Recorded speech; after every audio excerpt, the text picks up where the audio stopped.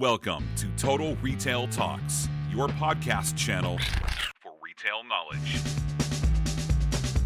Hello, and welcome to episode 121 of Total Retail Talks.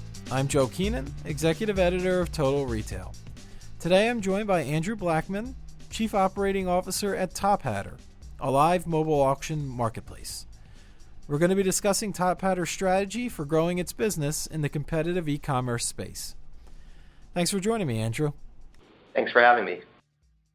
So I think it would be a good place to start by having you tell us a little bit about Tophatter. Sure. So we've been around for about 6 years, and what Tophatter is we're a new way to shop on your phone. We run live auctions 24 hours a day, so buyers come into our app and discover cool new products from sellers and purchase them in this live auction format. We're all about discovery and not utility, and what that means is that most consumers that are coming to our app aren't coming looking for a specific item, but coming to see what's available, find cool products at great deals, and buy them. So that's a little bit about us. We sell over $1 million a day at this point, so we've grown pretty rapidly in the 6 years. Yeah, and you said it's an app-based company, correct? Yeah, we're 100% mobile. We have some stuff through mobile web, but everything is a mobile-first experience. Gotcha. So obviously with being an auction format, I'm interested why you felt that was the right business model, why you went in that approach for Tophatter. Why auction? Yeah, no, it's interesting. When we started the business, actually we looked at auctions and thought that there hadn't been a lot of innovation in a long time in auctions. But importantly, a lot had changed since eBay's auctions in the late 90s. Most importantly was that everyone now is connected on their smartphone 24 hours a day to the internet. So you can create an auction and get the same result that used to take 2 weeks on an eBay auction to get that result. We get that same result in about 60 to 90 seconds. And so we thought that the world had changed a lot, and there was an opportunity to build a really exciting and engaging experience around auctions. And then on top of that, the nice thing about auctions from our perspective is that we can gather a ton of data, more so than a typical e-commerce experience, because you get multiple consumers bidding on the same item. You have consumers that bid but don't win, or express interest in items but don't actually purchase them. And all of that data lets us get much better at customizing that experience over time. So auctions for us have been a pretty important format to make that work. Yeah, that's a great point. And I'm interested about that kind of registration process. Like you said, everyone's not, there's only going to be one winner of the auction, but all those other people that are bidding, you're collecting data about them. Can you talk about the registration process to submit a bid? What do you collect? Name, email address? What's the type of data that you're collecting there? Oh, actually, to bid and to participate in the app, you don't have to provide any information at all. You can just come in and start interacting. I think the key thing is on mobile, everything is personal. So we don't want to collect private information about individuals, but we want the next time you open your app for you to have a better experience based on what we know you did the first time you opened the app. So because it's on your phone, you're not accessing it on like a shared computer, we're able to tie what you do to the device that you're doing it on, and then the next time you open the app, you're going to see products that are more relevant to you based on either what you liked or didn't like the first time around. So we actually there's no registration process there where we collect a lot of information. In fact, we only collect user information when a buyer is actually purchasing something, so that the seller knows where to deliver it to. But at the same point, we can in the background be collecting a lot of information that helps customize that experience over time. Yep. Makes great sense. So you've talked about a company 6 years old. So you really, and it's always been a mobile first company. So you really kind of got in at the ground floor on mobile, and have seen this continue to grow. And there's no signs that mobile commerce and mobile shopping is going to slow down anytime soon. So can you talk about how that growth of mobile has impacted the business? Sure. So I think in a couple of ways. I mean, for one, certainly consumers are more comfortable today shopping on their phones than they were when we started, which for us is a really important thing because, again, we're running these very fast 60 to 90 second auctions. There's not a lot of time for users to consider purchases or to do a lot of research. They have to trust the platform and they have to be comfortable buying on mobile, and that's gotten a lot easier over time. So that's helped us a lot. I think that by the same token, though, the mobile experience is very different from the web or offline experience. And I think where we've been able to benefit from is being early in mobile and building something that's customized to mobile. And so specifically, what does that mean? It means that users spend shorter amounts of time. Like the attention span on mobile is short, so you've got to grab users quickly and get consumers the information they need right away. It's also more of a push versus pull format. So actually, in our app, very few people are searching for products and actually typing it on the keyboard. They're expecting products to be pushed to them, and that's a very mobile-like experience that didn't really exist on the web. So you have to think about things essentially from a fresh start, and because we've been mobile first from the beginning and watched this trend grow, we've been able to capitalize on thinking about things without a lot of a legacy web background. So maybe let's talk about your customer for a minute. Does it skew younger? Can you talk about kind of the characteristics of your customer base? Is it more female dominated, or is it, maybe some thoughts around, what that customer looks like?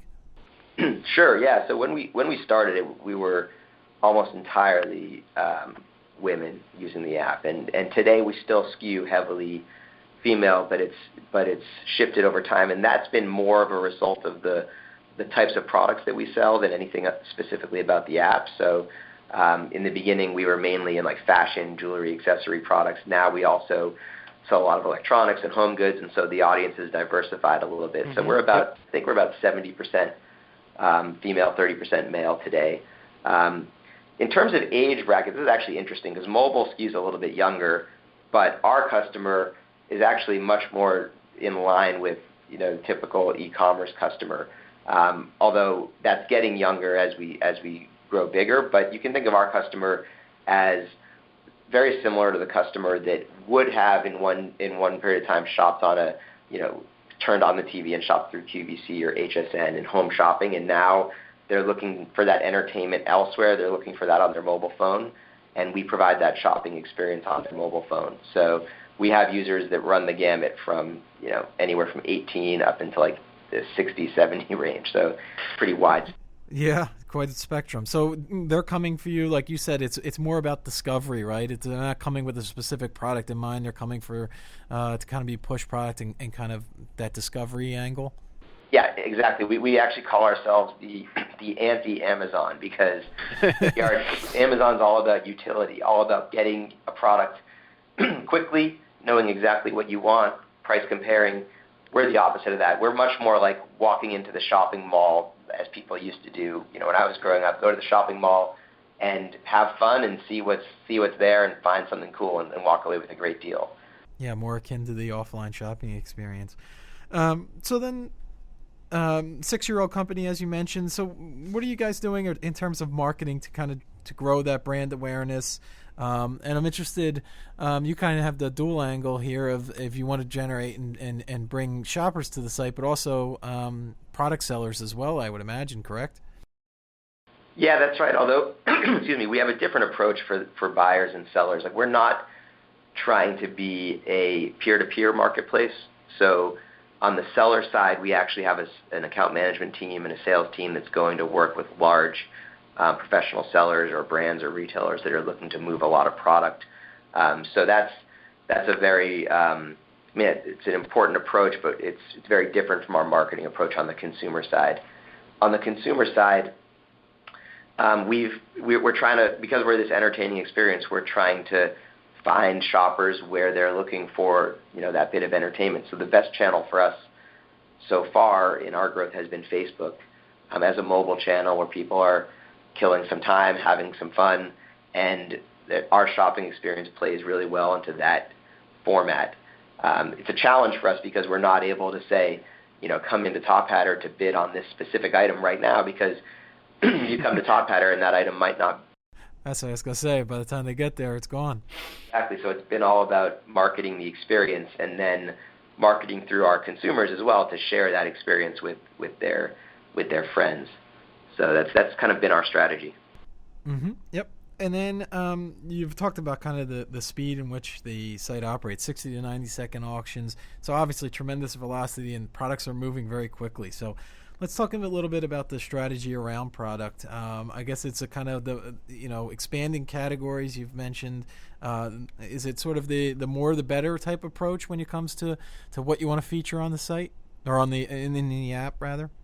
Yeah, not at all, actually. So from our perspective, the more the better is true from what we have to choose from. So we, as a business, want more sellers, more products to be able to choose from.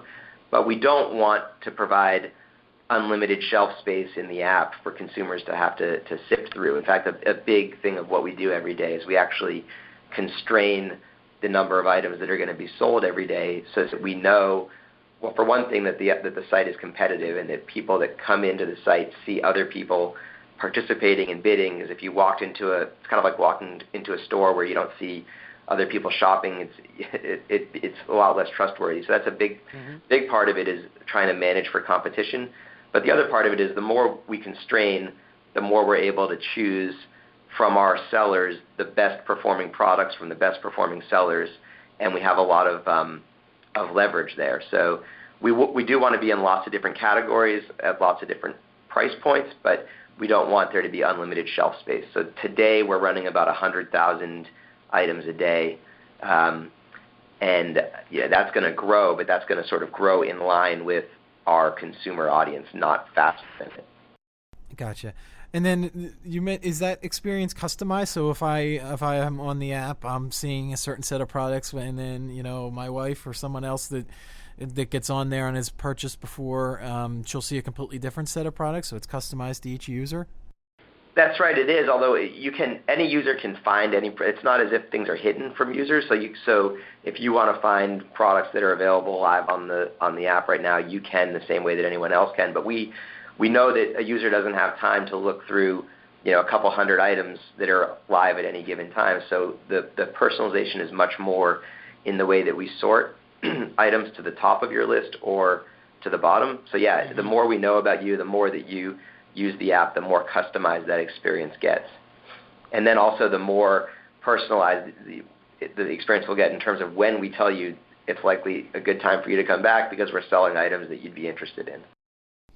And then price point, you said, does it kind of run the gamut? It goes, you have some, discount, or is it pretty much all primarily discount-driven product that people are coming there looking to get a great deal? Yeah, I mean, there is a variety, but it is like you're getting a great deal, and that's part of the value proposition. So on average, our selling prices run anywhere between $10 and $20. We have plenty of stuff that sells for $100 or more, or even some stuff less than 10, but sort of our sweet spot is $10 to $20. And the reason for that is because a user can make a decision on that product in 60 to 90 seconds pretty comfortably. And so we want to make sure that there's implicit trust in the platform that people are getting really great deals on those products, and we do that through a bunch of our understanding of the data and working with the suppliers. But that sweet spot of $10 to $20 has sort of proven to be important for us, and actually very similar to other offline experiences like what we do. Yeah, like selling a $1,000 watch might not be because it's a longer purchase consideration. I guess that's the logic behind it. You're moving at such quick speeds that you want the consumer to be able to act right away. Yeah, we do stuff like that. If there's like a branded product and it has clear value that you can ascertain, and you create that demand and then you auction it off very quickly. That does work, and we do a little bit of that, but that's not the major use case. The major use case are these discovery products that you don't know about before you're in the app. So my final question, Andrew, is maybe you could talk a little bit about where you're focusing your attention at Tophatter as you look to continue this growth. There are certain areas of the business that are really become focal points, or how about growth strategy? Yeah, absolutely. So I guess there's two areas of growth. Like, one is we're constantly expanding the product assortment. So as I mentioned, we do constrain supply, but we want to be in more and more categories as we grow so that we can appeal to more customers and customers can come back and shop more frequently. So that's one aspect that's more just execution. We're continuing to do that.